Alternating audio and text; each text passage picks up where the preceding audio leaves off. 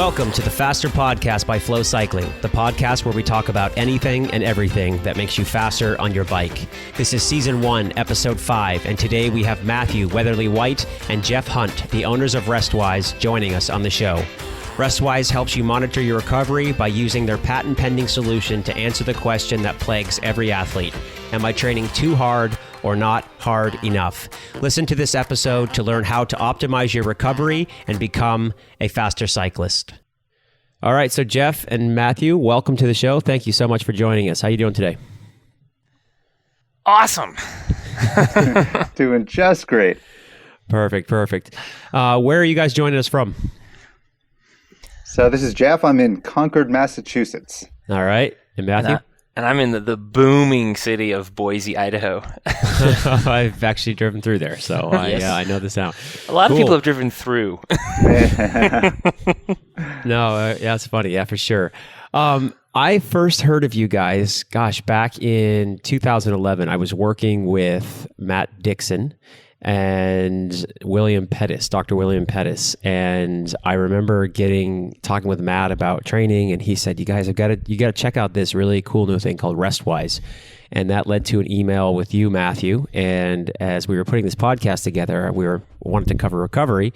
And I went through my emails, and it was 6 or 7 years ago since we last spoke, but I reached out and you guys are still going strong. So we now have you on the show. Well, thank you for inviting us. It's a pleasure to be here for sure. Cool. So the reason we have you on the show is, we've done a lot of work or episodes already on training and pushing ourselves as athletes and trying to get the best physical adaptation that we can. And the problem in getting a physical adaptation is you have to push yourself very, very hard.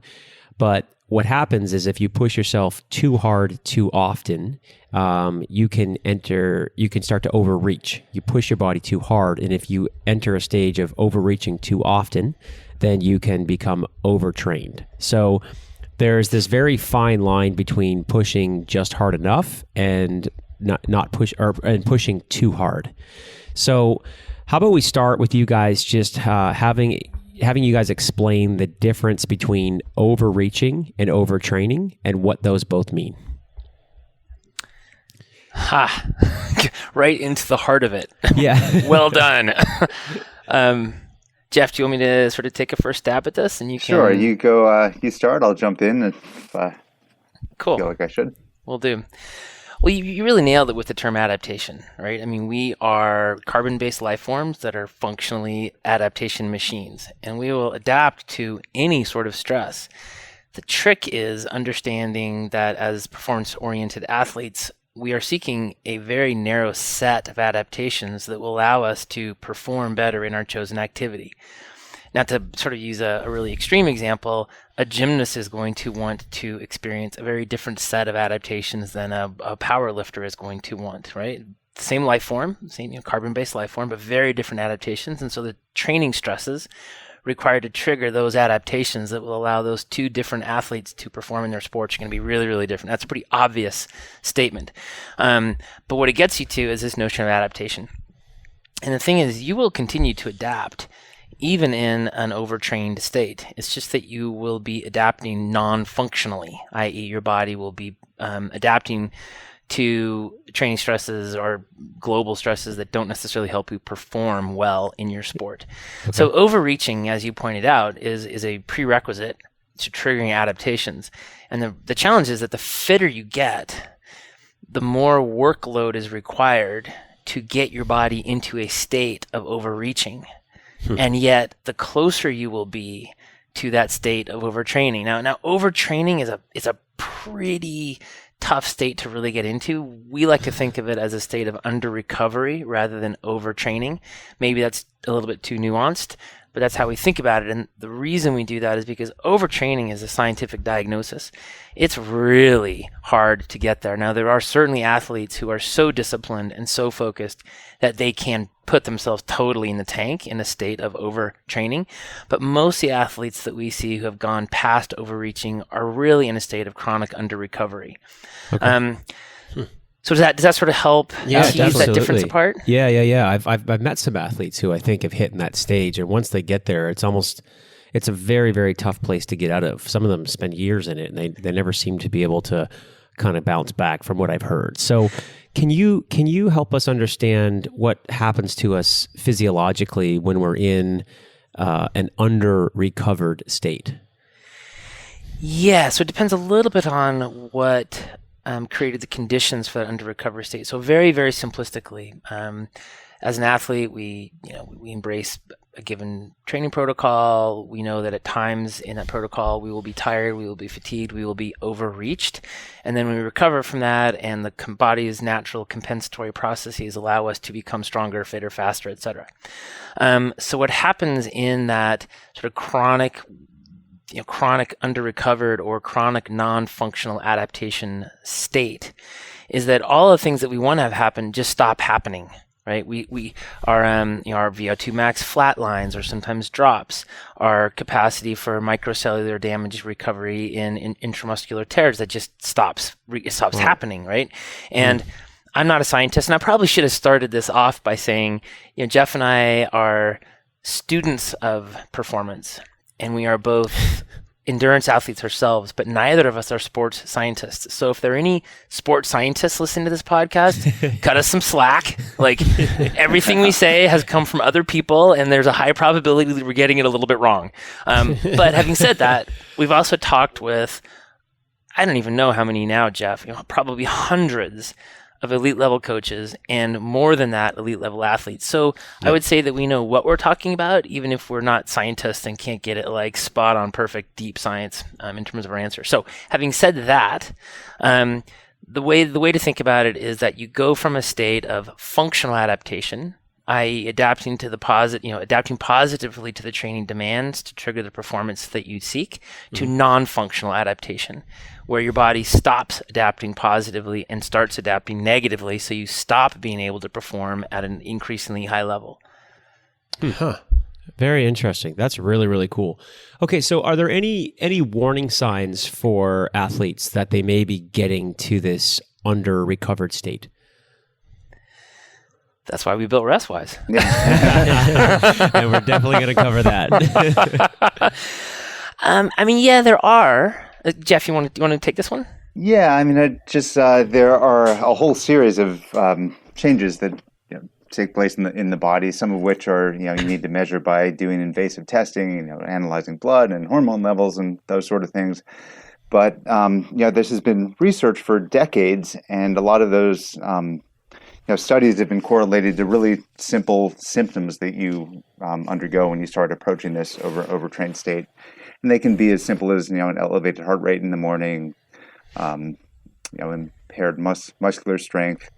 There's a whole series of probably 20 different really simple things that you can check that are shown to correlate with some of the more invasive testing that show that people are approaching.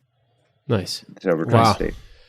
So let's say that an athlete gets to an under-recovered / overtrained state. How long does it take, or does it vary with how long it takes that athlete to recover from that place? I'd say it totally varies. Okay. And I think that the reason it varies is more behavioral than physiological. And I say that because in order to get to an under-recovered or quasi-overtrained state, it requires a fair amount of discipline. Like, you have to go out and get your nose bloody in training when you feel pretty bad, a lot.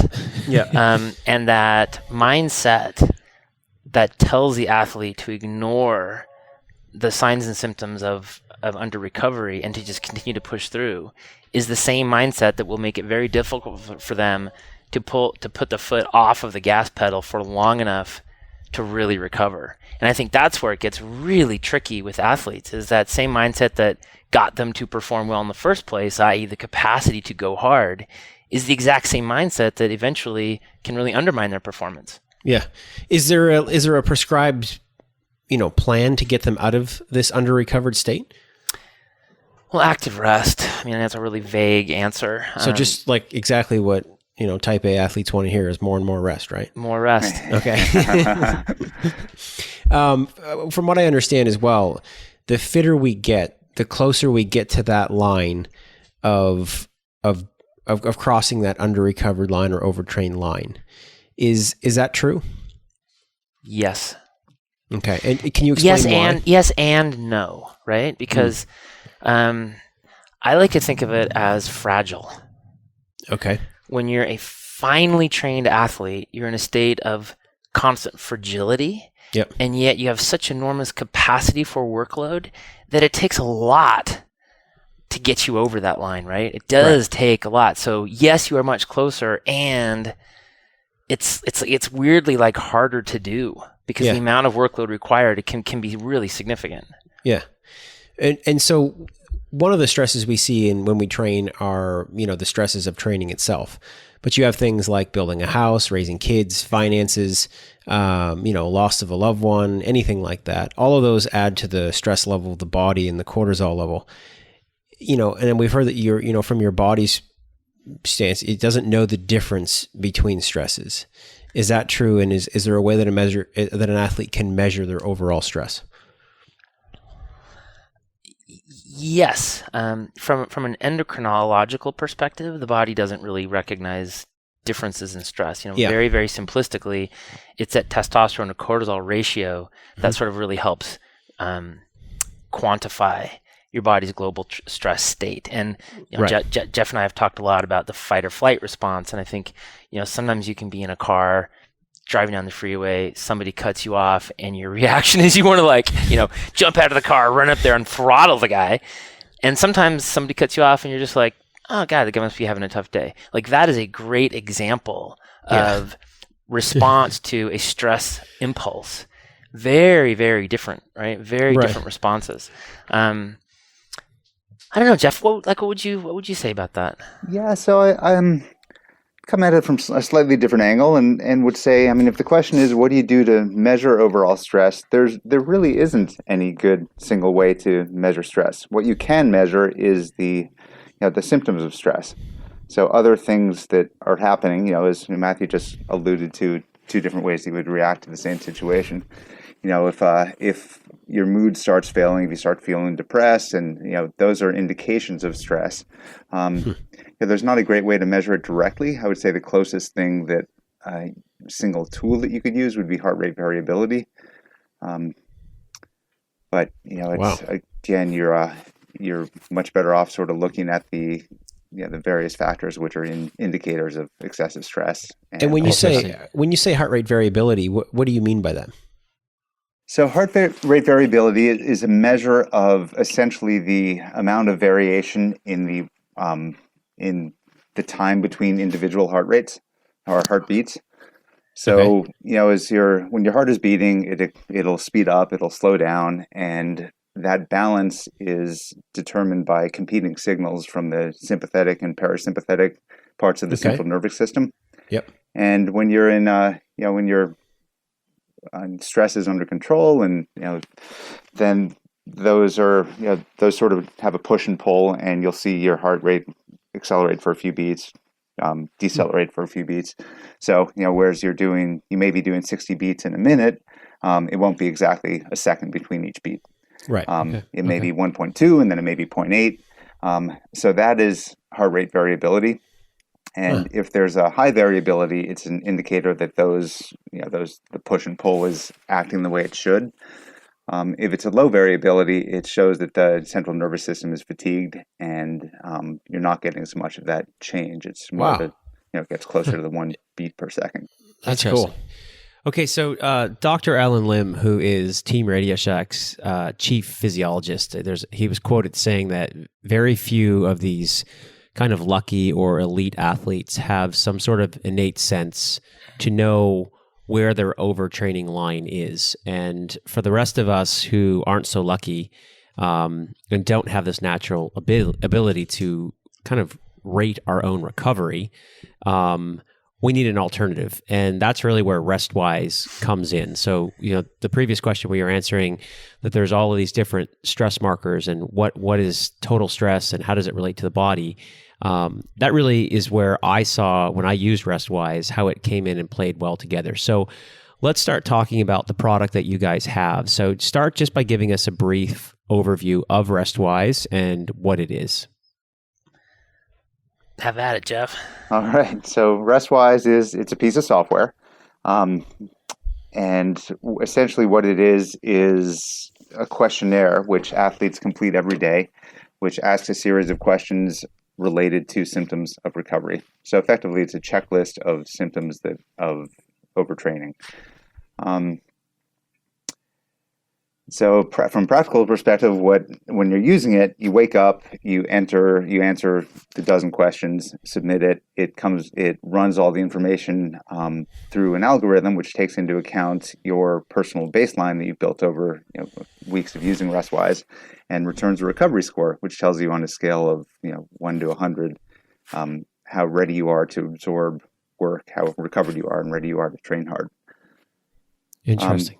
In terms of the 12 markers, we chose them to be as simple as possible to enter. When you asked about the symptoms of under recovery earlier, I mentioned heart rate. That's something super simple in the morning. You put there's a phone app that you can put your finger on. It'll tell you your heart rate. The other example I gave was decreased muscle strength. It's not as easy to do a max bench press in the morning. So we chose a series of about a dozen of these questions that can be answered in a total of less than a minute. That when taken together and when analyzed relative to the other answers and your baselines, it gives you a very accurate single number.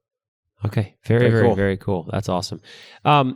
So now that we've kind of talked about the basics of it, and during the intro, we talked a lot about these markers. So I want to get a little bit more into the specific markers, and some of the stuff that you guys monitor, we're going to cover a lot of those today, but we'll start with heart rate. So, an elevated heart rate is something that can mean you are overtraining. So why does our resting heart rate become elevated when we are getting into this overtrained or under-recovered state?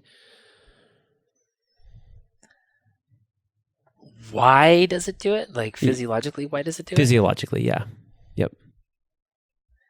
I don't actually know. Do you, Jeff? I mean, scientifically? Well, not scientifically, but sort of on a simplistic level,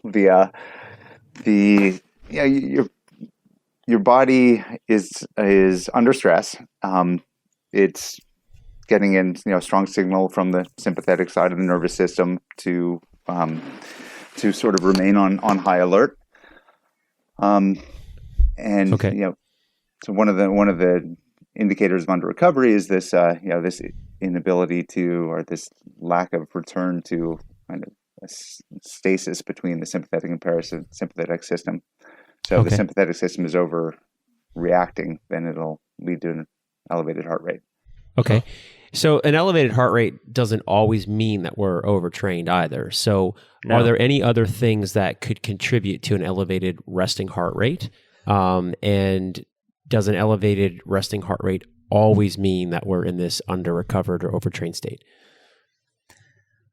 So I'll jump on that one just for a second. So you've actually asked two parallel questions there. I'm not sure you realize that you did. The first one is no, it doesn't. Or maybe you asked three questions. The first one is no, it doesn't necessarily mean you're overtrained. And there are a number of factors. You could have a bad dream before you woke up, not remember the dream, and have an incrementally elevated heart rate. You could be slightly dehydrated. You could be worried about paying your kids' orthodontia bills. I mean, there's a bunch of things that could affect your resting heart rate upon waking. Okay. And that's why, and this is the other question, that's why we don't rely on just one marker. Okay. Okay. Right? So if we have an elevated heart rate, Restwise doesn't look at that and go, oh, you have an elevated heart rate because of XYZ. It's looking at more of all of the options together. Correct. And not singling each one out. Correct. And that's why Jeff talked about a scoring algorithm that looks for deviations from your baseline which you accumulate over time. And when we first built the tool, we thought, hey, maybe there's a way to do some cross-correlation analysis where if questions 1, 5, and 9 are all elevated, that represents a higher probability of under recovery than if 2, 5, and 6 are elevated. And we have not yet been able to sort of sort that out. But you get the sort of intellectual architecture behind it, right? Yeah. In the presence of one marker, we're not going to say, hey, you're way over, got to back off. But if you've got 4 or 5 or 6 elevated, even if they're only elevated by a little bit, then there's a very high probability that you are stepping into a zone of potential under recovery. And that's why, from an early warning system perspective, a tool like Restwise can be super helpful, because even if your heart rate is only 2 or 3 beats above normal, in the company of delayed onset muscle soreness or whatever, all the other ones we're going to talk about, like that could be a flashing red light, or it could just be sort of a gently blinking yellow one. Okay. Yeah. Very cool. Let's talk about body mass. A rapid loss of body mass compromises the body's ability to repair itself during training. However, most of us who are lose weight, like we lose weight as a result of training. And so how does Restwise look at body weight loss? Do they look at it as a long-term thing, or is it more of an acute body mass marker, like hydration or something like that? It's primarily, the way that Restwise analyzes is primarily an indication of hydration. So we are looking at an acute day-to-day drop in body mass relative to the baseline. Okay. Do you have any tips for athletes who are currently overweight or getting down to their race weight? And is it, can you lose fat too quickly? Does that put you at a risk of overtraining? How does that work? Oh man, you just opened up Pandora's box. And I say that only because, those of us who are, let's be generous with ourselves and say we're sort of middle-aged athletes or aging athletes. I mean, I remember, when I first became a serious endurance athlete, carbohydrates were everything. And I remember the phrase, carbohydrates are the furnace in which fats are burned. And we were all eating, 80 to 90% of our diets were carbohydrates. And, fast forward 30 years and, carbohydrates are the devil. Yep. And, it's that kind of inconsistency in science that makes me very skeptical about leaning on, weight loss, appetite. And yet there's no doubt that an accelerated weight loss puts your body into a catabolic state. And a catabolic state is by definition suboptimal for performance. Can you, for our people, and me included, catabolic state, could you explain what that means? Yeah, sure. Sorry. So there's two primary states the body's in: anabolic and catabolic. Anabolic, is building. Catabolic is self-eating, basically, okay. right? Right. It's not cannibalizing it, but it's not too far off, right? Doesn't sound good. No. And so if you're in a catabolic state where you are losing weight or shrinking muscle mass, you're doing that, you might be doing that intentionally. You might simply be a bodybuilder who now wants to become a triathlete. And so you have to enter a state of, catabolic behavior so as to reduce your body mass, right? Then that would be a positive effect of training, right? Yeah. But I think what we're really concerned about is overtraining and losing it too quickly. And I would just say, very, very broadly speaking, like catabolic behavior is a direct negative on performance.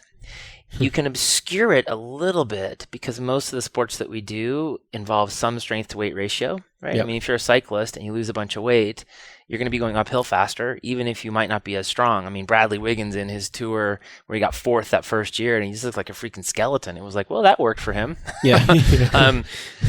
So, I mean, Jeff, you might want to take this in a slightly different direction, but I think that broadly speaking, a pound a week is sort of the guidelines that we have seen as being totally safe, totally secure, like no risk of compromising your body's capacity for recovery. Yep. I think you could probably push on that a little bit in the off season without worrying too much about it. But I think, people who do crash diets to lose weight in advance of a competition, like they're just fooling themselves. Yeah. That's a bad strategy. Yeah. The only other thing I'd add to that is that if you're paying attention to the other indicators, if you're not able to keep up with the demands of the workload that you're putting on yourself, then it's a pretty good indicator that you're not getting, enough nutrition to be able to sustain it. Since we're talking about losing weight, let's talk about appetite for a minute. What can our appetite tell us about recovery?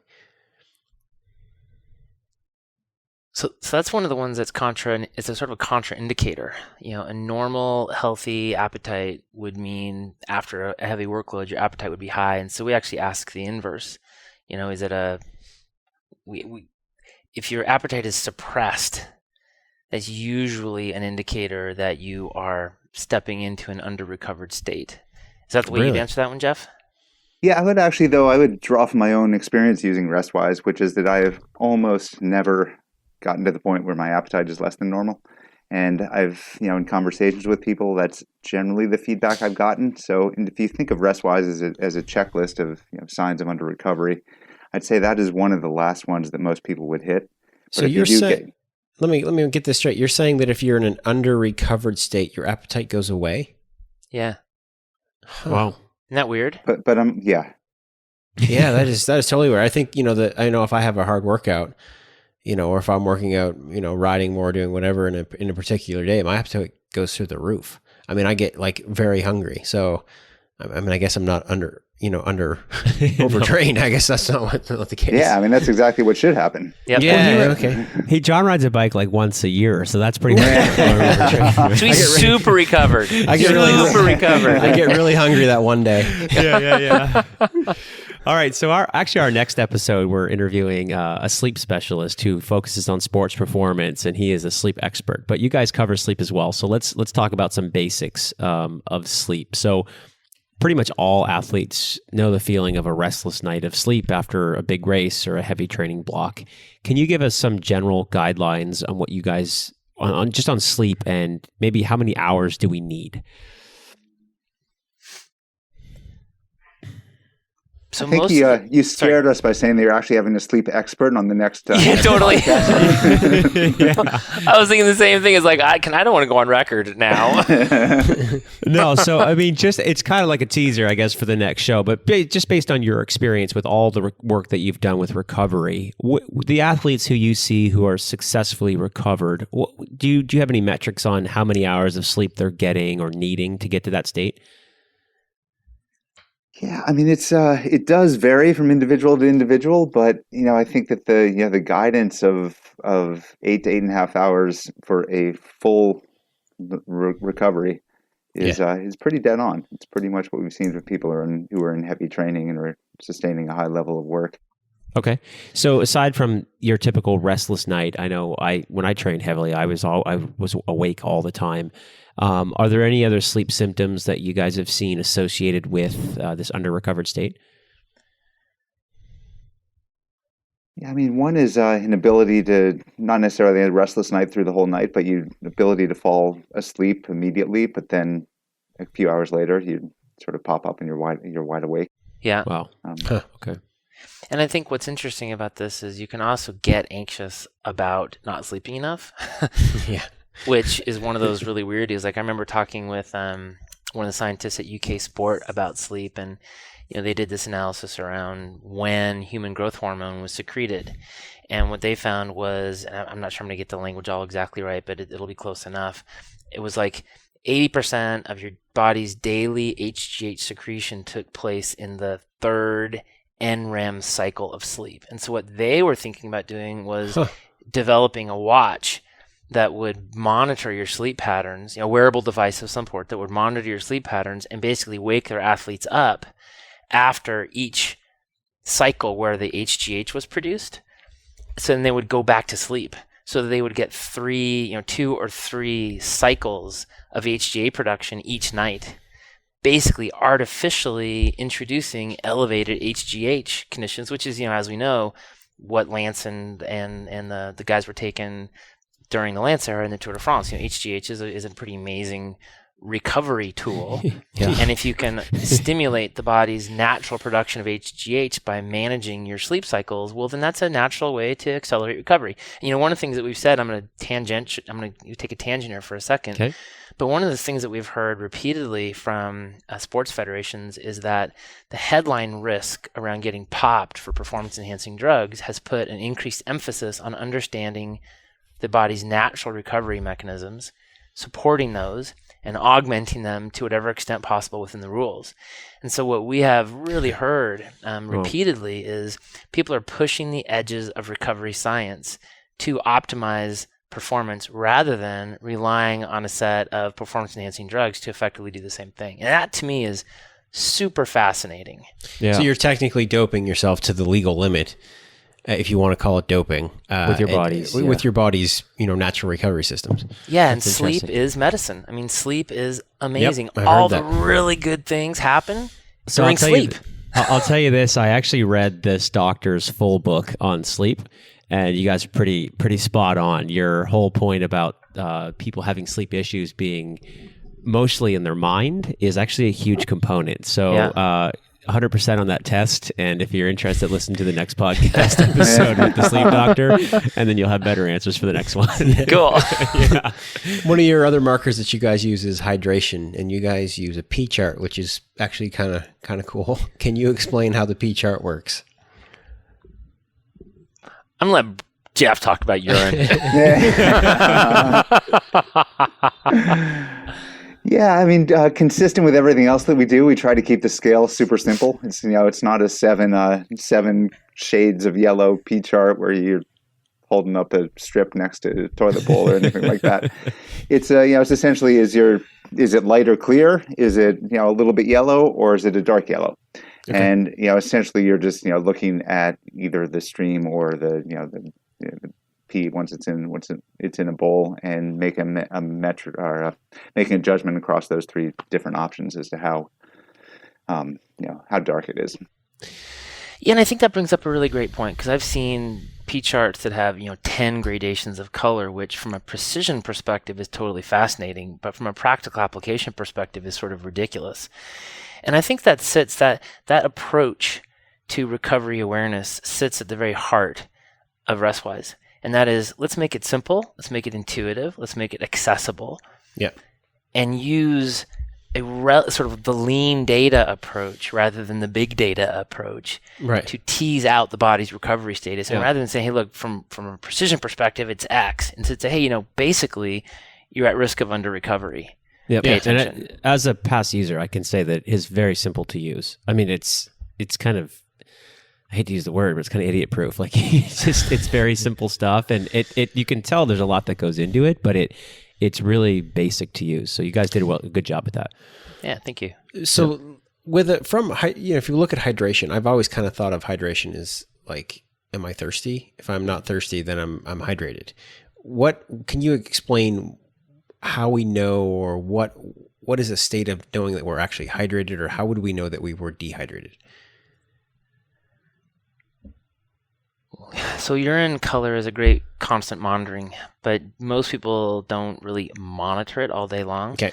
But if you get in that habit of just sort of paying attention every time you go to the bathroom, just paying attention to your pee, that's a great repeated cycle that you can check out. So if you're supplementing a lot with vitamins, that can be distorting, because a lot of those will get excreted. So you sort of got to discount for that.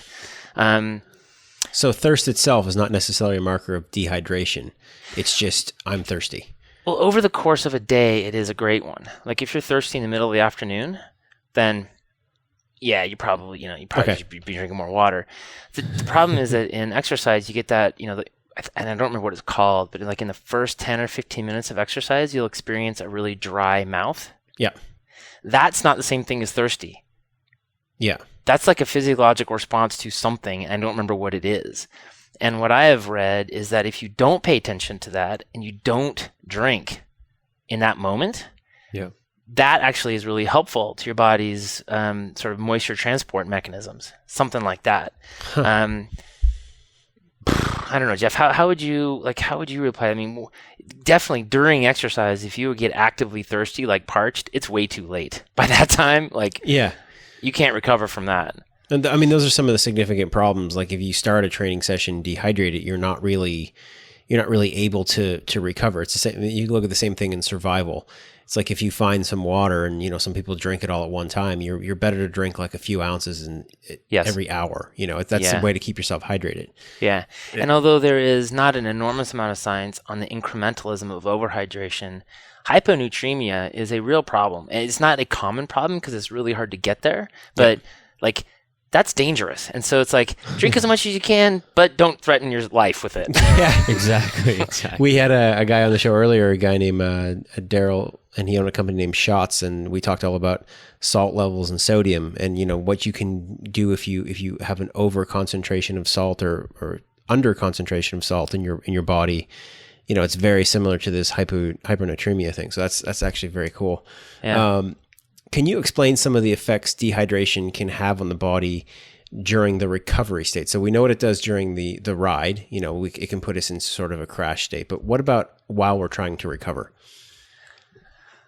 I've certainly heard a lot about body cramps, muscle cramps at night as a function of dehydration. You're going to bring, you're going to compromise the functionality of your filter organs. Your blood's going to be a little bit thicker. I don't know how much of a concern that really is. I mean, I don't think you're going to get like sludge because you're a little bit thirsty. I don't know, Jeff, have you talked with anybody about the specific physiological responses to dehydration and recovery? Yeah, I was just going to add to what you were just saying, which is if the blood thickens even just a little bit, most of the mechanisms of recovery, whether it's extracting lactic acid out of the muscles or are dependent on on flow of fluids, and even if there's a small reduction in the available fluid to do that, then that sort of action at the capillary level is just not going to be as effective. Yeah. Huh. Interesting. All right, let's talk a little bit about energy level. As athletes, we've all had those days where you just feel amazing and it seems like you could double your workout. And then there's other days you go out there and, it feels like you're turning square cranks. I remember as a swimmer, I used to say on those days, it felt like I was trying to swim through Jello. So that kind of sounds fun. It does, but it probably wouldn't go so well. So what can you guys tell us, basically about energy level and how it relates to our recovery process? So, we found a sports scientist working at the University of Loughborough, which is the headquarters of UK Sport, which is the high performance arm of the Great Britain Olympic effort. I bring him up only because he did a very similar tool to Restwise for a soccer team in Europe, and they kept reducing the questions, and they finally settled on one question, which was energy state. Now, there's a lot of noise in that, but this is, in many ways, I think this is the most important marker, and the more sophisticated you get at using Restwise, i.e. the more educated you become in terms of your recovery awareness, the more importance energy level has. And yet even energy level can be highly misleading. Okay. We've all had those days where you go out on the bike, for example, and you just can't turn the cranks, and then 20 minutes later, your legs open up, and suddenly you feel great. So do you turn around in the first 10 minutes? Do you push through? And that's where I think Restwise really, really helps, because it's like this independent third-party voice that says to you in the morning, hey, you're good today. And if you go out on your ride and you kind of feel like crap, you can continue with a fair degree of confidence. Conversely, you might get a really bad Restwise score and think, I should probably just go out and take it easy. And you get on the bike and you feel pretty good, and so you open the throttle, and 2 days later, you feel flat as a pancake. And I think that's where Restwise really helps, is to help you not necessarily tell you what to do, but helps you understand how energy level sits within the broader context of your global stress state.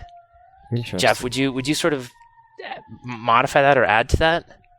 I would sort of take it in a slightly different direction, which is more sort of anecdotally our experience with people using Restwise as a tool. And it's just been really interesting to see the, knowing what Matthew just said about how absolutely important this question is, but just seeing how uncomfortable it makes some people because it's subjective.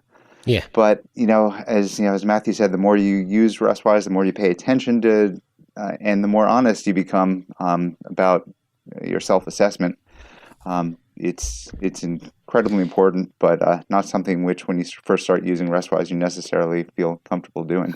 I definitely feel like you're right. Performance in a workout, it's a very important marker. And like you're saying, there's days where we feel great, but we have a terrible workout. And then there's days where we feel terrible, but we feel like we can, but we actually end up having a good day. And I think what you're talking about is important, especially during the workout. But it's a little bit like the difference between weather and climate. Yeah. I've never thought about that before, but like weather happens it's different all the time. Climate is a much bigger state of affairs, right? And I think recovery awareness, state of recovery, is a much more persistent state of existence. Yeah. And yet the variability on a day-to-day workout basis can be really quite dramatic, as we've all experienced. Yeah. Huh. Interesting. How do we tell the difference between having a good workout or not having a good work, like if it's fatigue based or if it's in our heads, if it's mental, if we had a stressful day or a hard day? Is there any way for us to indicate that with from a performance perspective? Before you do it, or to evaluate it after the workout? Either or. If you're on the bike and we're saying, I know I've had hard workouts myself where I'm in the middle of them and I'm like, John, just dig in, you can do this. And, sometimes if you're in the middle of a hard set of something, you're trying to find every single excuse in the book why it would be good to postpone your workout to the next day. I've gone through that process, but I'm like, no, I'll just dig in and keep going. That once a year ride, he's really going to sell it. So, I think I would only put my answer within the context of the training plan itself. And knowing when it is okay to push through a workout in order to catalyze that overreaching state. Yeah. Versus knowing when not to. You have to know your training plan, right? Because one of the things that we say a lot is that if we help athletes make 1 or 2 better decisions per month, that ripple effect through the course of 1 or 2 or 3 or 10 years could result in a huge performance difference over time. Right. Restwise is not a tool to use to have a better race next week. Right. Restwise is a tool to help optimize the relationship between training stress, global stress state, and recovery so that your body is in a relatively constant state of positive adaptation so that over time, the adaptations that you seek happen in your body and you get faster and stronger and lighter or whatever it is that you want to see. And so rarely does one decision in isolation determine the course of the next 3 or 4 months, but absolutely in aggregate, incremental decisions over time determine whether or not you're going to be a podium finisher or pack fill. Huh. Yeah. So as in the context of climate versus weather, you're looking for a Mediterranean climate where you're kind of that 75 degrees and sunny all the time versus this, it's freezing. And then it's Canada weather where we grew up. It goes from 100 degrees down to negative 40. Yeah, that's exactly right. And it just snowed in Rome. So yeah, exactly. So Mediterranean climate for recovery. Yeah. What can you tell us about mood and recovery? We're talking about psychology here. So if we enter a workout or if we finish a workout and we feel great about it versus us feeling like, oh, I don't want to do that or that was terrible, does that have anything to do with our recovery level?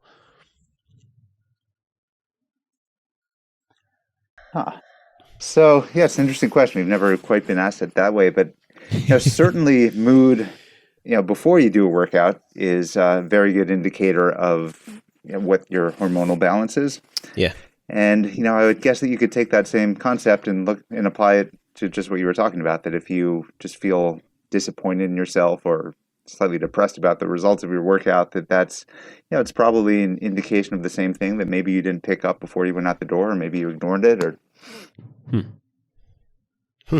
Okay. That makes total sense.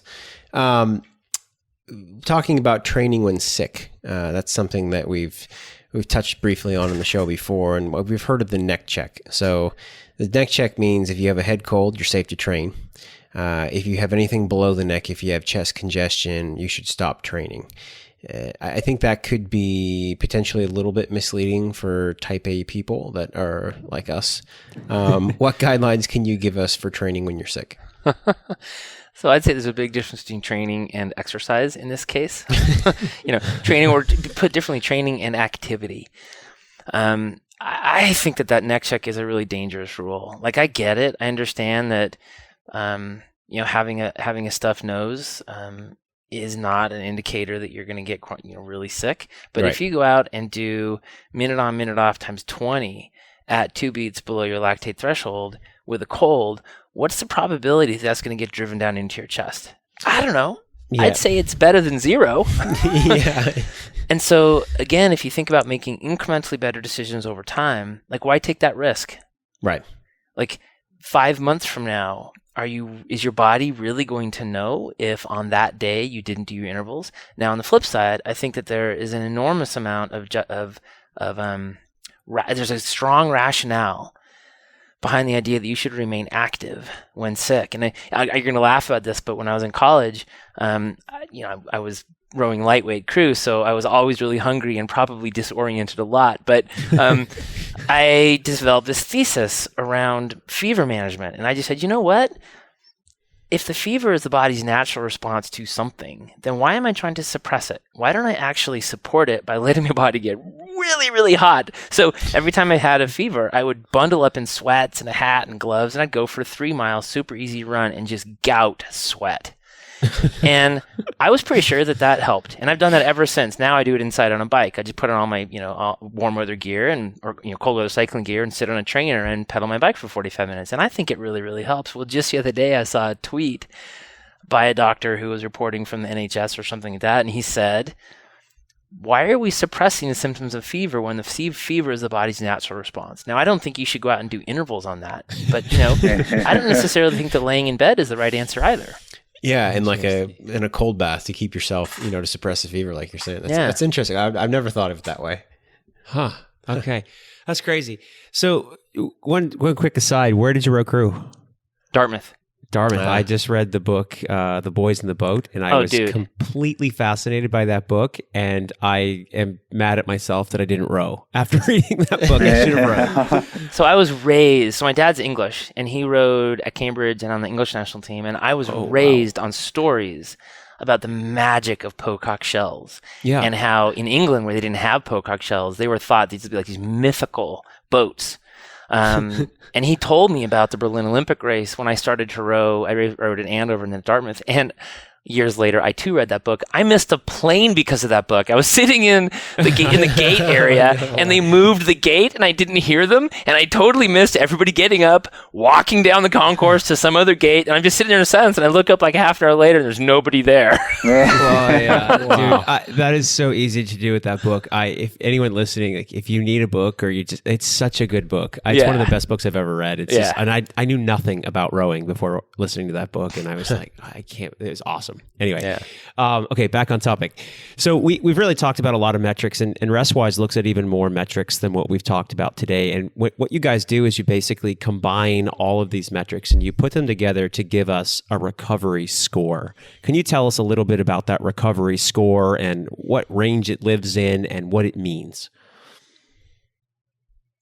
So as we we mentioned, it's a score from 0 to 100.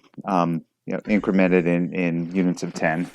Okay. And it's hard to really discuss it without talking about where that score fits in the context of what you're doing, what your training plan is. But there's, I would just sort of breaking down different interpretations of different levels. If you're at an 80 or above, you're pretty much ready to go out and work as hard as your plan tells you to, or you feel like doing that day. If you get into a 60 or a 70, it's sort of open to interpretation. If you're finishing up a recovery week and you're about to start another 3-week hard block of training and you're only at a 60 or 70, that may tell you, take a couple more days off. Okay. Whereas if you're pushing yourself through, 4 hard days because you want to overreach and you have a period of rest coming up, and then you're looking for super compensation 2 weeks later, you may look at that same 70 and say, I'm not pushing hard enough. I'm going to add another extra day of hard training.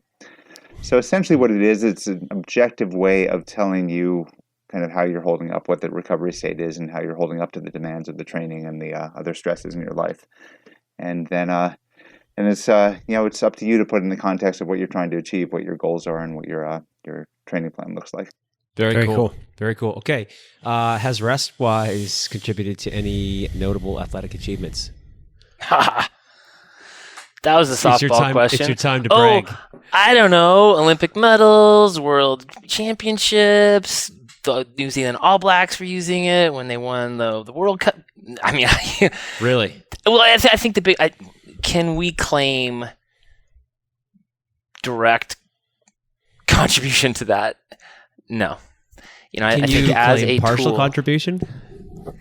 Well, I think so. Were they using your system when those athletic achievements were reached? Yeah. Awesome. That's amazing. Yeah, but I think... Did they have the same success prior to using your system? Well, of course, they were all remarkable athletes. I love the honesty. but I think what it points to is something that I mentioned earlier, where a lot of these sports federations and professional teams are looking for the final frontier of performance. And I think broadly speaking, although the science continues to evolve, there is a sense that most of the science has been completed around training stress. Right? We sort of understand it really, really well. And coaches come up with different training protocols, but the science around training stress is pretty stable at this point. Whereas the science around recovery, it's all over the place. And so I think there's a lot of headroom for performance by understanding, focusing on, and incorporating a recovery awareness into one's overall training plan. And I think that's where it gets super interesting for us, because I remember when we launched, like, we were speaking with these guys that were, legendary sport training, strength and conditioning coaches for some of the most famous sports teams in the world, and they were asking us about recovery, and Jeff and I are like, talk to our scientist. Totally.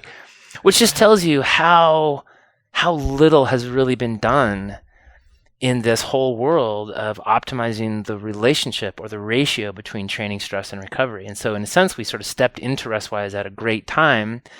And, in many ways, it's not been a great experience, because most athletes don't care. Most athletes define themselves not by their performance, not by their constant state of positive adaptation, but by their capacity for workload. And as long as culturally we continue to define ourselves by our ability to sustain punishment, then we're never really internalizing the lessons that we've been talking about for the last hour. Yeah. That's interesting. Interesting. Very good point.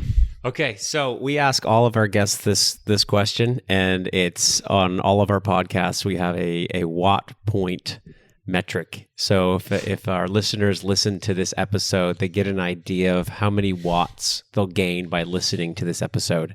So we always use kind of a 300 watt FTP as the marker. So a couple questions about your FTP and your performance power-wise from a recovery standpoint. So the first one is, let's say the athlete has a 300 watt FTP and they're starting race day in an under-recovered state. So if they're recovered, they can hold that 300 watts or whatever they need to hold. If they're in an under-recovered state, how much of an impact can that have on the wattage that they're supposed to hold? Can you give me a range? Give me a range. I would say 10% is an outlier. Wow. It's a big one. Yeah, So that's exactly what I was going to say, but I'd also ask the question, is it a one-day race or a stage race? Oh, yeah. Because the effects are really cumulative. Yeah. Okay, so one day we got a 10% deficit on a stage race. Let's say a 2 or 3 day stage race. How much of a deficit can we see? Let me say it differently. I said on one day you might see as much as 10%. On a stage race, I'd say you'd be almost guaranteed to experience that. Wow, that's amazing. Okay, so now how about this? Let's look at it from a full season perspective. So if an athlete goes through a season fully recovered and they can get, let's say, a 10% improvement in their FTP over the course of a full season, if that athlete is now going through the season in an under-recovered state, how less of an improvement will they see, or can they actually see a decrement in their FTP? Absolutely see a decrement. How much of a decrement? This is a totally unscientific response. Sure. But I have seen athletes basically have to stop exercising because of this. Wow. So, how much of a decrement is that? People who were, regional caliber athletes who could no longer cross-country ski up a hill. Like, they literally couldn't make it up the hill. Oh, wow. So, that's a really extreme case, and I flag that only as a sort of a warning to everybody. Yeah. But I think I'm really reluctant to put a number on it. But I think a 10% performance decrement, if you were in a state of chronic non-functional adaptation, would absolutely be possible. Okay, that's crazy. And not that many people get there, though, right? And so it's hard to quantify. And I think here's another way to think about it. And what's the cost, right? Like, sleeping is free. So cost per incremental benefit is like off the charts for sleep. Right. For, Restwise, it's a very inexpensive tool. Whereas if you want to buy, a really aerodynamic road frame, it's thousands of dollars to save 15 watts? Yeah. 10 watts? Yeah, no, you're And so maybe that's another way to think about it, right? Sorry. As an investor, I'm always sort of thinking about that, right? Yeah. No, it's interesting you bring that up because we've done quite a few of these episodes now, and we always ask that question. And by far, you are the biggest range at this point. You have the biggest value of watt points that we've seen. So that just goes to show you how crucially important recovery is, and respecting your body and taking care of your body. It's this massive component to training and racing. So look, we talked about so much today, and this has been extremely insightful. So recovery is kind of complicated, and trying to track all of these metrics and look at it and be subjective when you've got a wife maybe and kids and work and all these things. So the really cool thing about Restwise is that you guys take this very somewhat complicated thing and make it simple. So if our listeners are interested and they want to learn more about Restwise, how can they do that? Where do they go, and how do they get started? So you can go to restwise.com. Okay. And I'm going to put my answer in the context of Matthew mentioned that we're both endurance athletes, and we also throughout our careers have had episodes of pretty extreme overtraining. In both our cases, it was decades ago.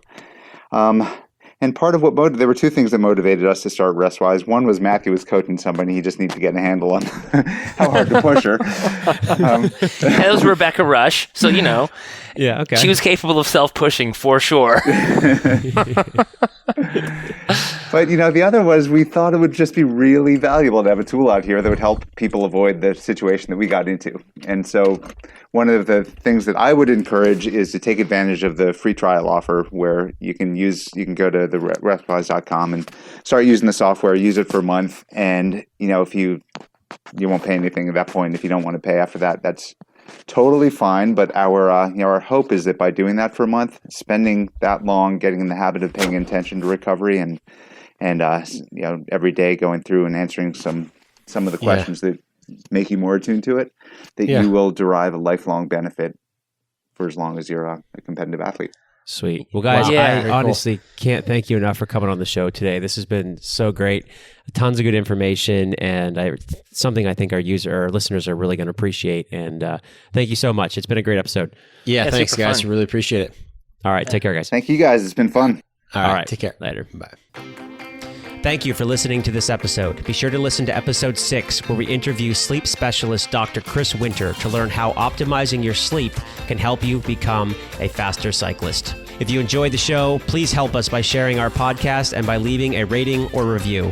If you want to learn more about our company, FLO Cycling, please visit us online at flocycling.com. That's F as in Frank, LOCYCLING.com. You can also find us under FLO Cycling on Facebook and Instagram.